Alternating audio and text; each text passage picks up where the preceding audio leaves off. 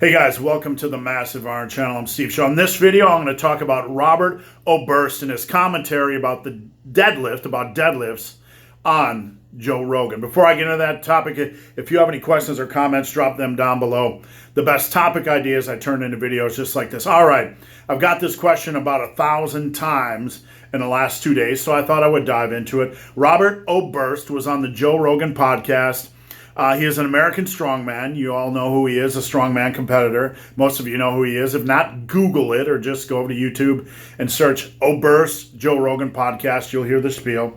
But he was on Joe Rogan podcast talking about the deadlifts and basically saying, I listened to it, and I'm going to try to recall everything I said, everything he said. But basically talking a little bit about the deadlift and has some people wondering if they should do the deadlift, etc. Now, Robert Oberst, a couple things that he mentioned is that in sports, generally they're doing cleans and power cleans and not doing deadlifts because they're safer variations. I would tend to agree. For sports-specific stuff, you don't see people generally doing the deadlift because it's just not part of the protocol that's been involved with... That's a staple of sports training. That doesn't say the deadlift probably should never have a place in strength training for sports, but that's just the way it is in the world. That's just the way it is in America. People don't use the deadlift for sports-specific strength training, things like football, etc. So I'm no expert in that. I don't train people for sports. I train people for power building, but he's absolutely right. They don't use it they don't use the deadlift when training people for the NFL or sports, etc. So he's correct.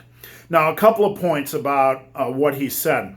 First and foremost, you have a freak of nature. Okay, this guy, I think he's down to 366. Correct me if I'm wrong. I can't recall his weight. I don't sit around and fantasize about his weight.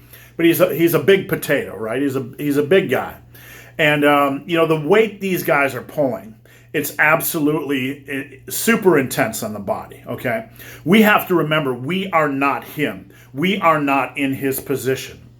The people that are in his position, that are pulling inhuman amounts of weight, are either top-level strongmen or men that are trying to become top-level strongmen, or power lifters, or men and women that are trying to become top-level power lifters. So people that are pulling extreme amounts of weight off the floor are generally folks that make the choice to do so because it is their goal.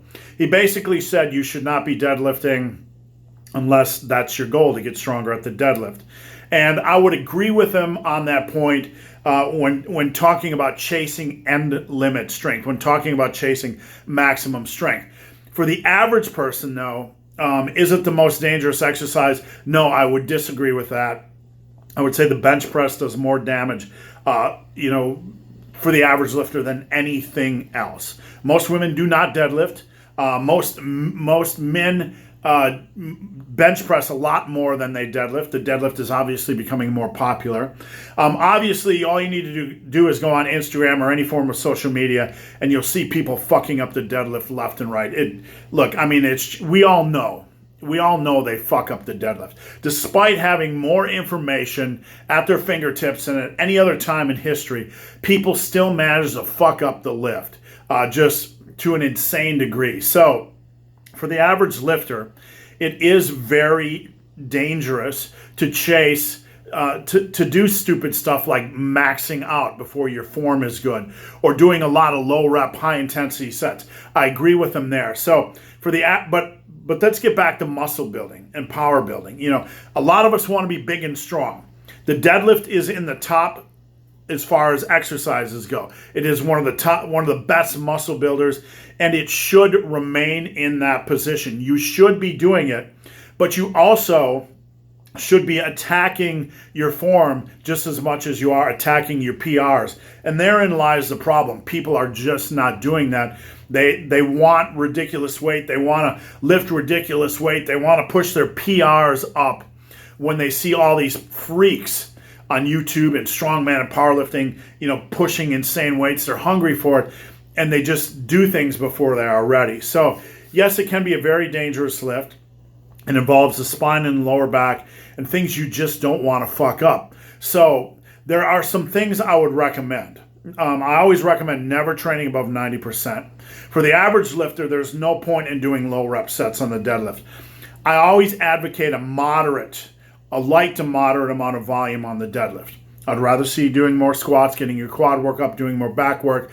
I don't like to see the average person doing a lot of volume on the deadlifts.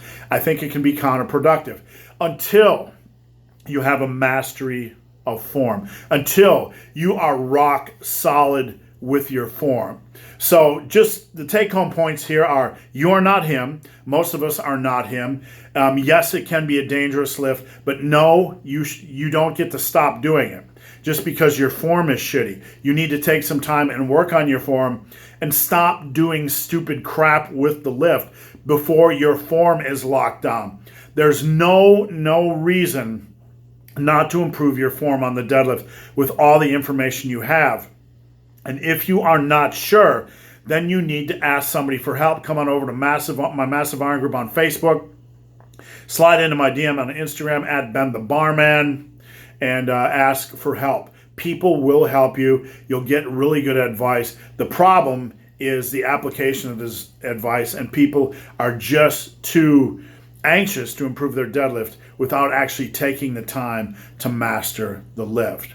So guys, let me know what you think about Robert Oberst's commentary about the deadlift. Drop a comment down below.